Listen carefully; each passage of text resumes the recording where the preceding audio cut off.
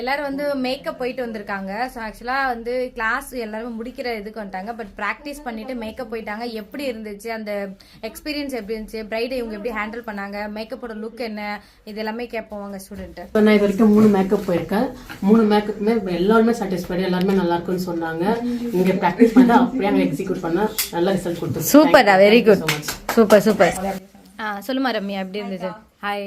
நான் வந்து இதோட 3 மேக்கப் போயிருக்கேன். கஸ்டமர்ஸ் எல்லாருமே ரொம்ப சாட்டிஸ்ஃபைடா இருந்தாங்க. நீங்க பிகினர் அப்படின்னு சொன்னா நம்பவே இல்லை, அந்த அளவுக்கு ப்ராக்டிஸும் இருந்துச்சு, அதே மாதிரி எக்ஸிக்யூட்டும் பண்ணிட்டேன். தேங்க்யூ, சூப்பர்டா, சூப்பர்.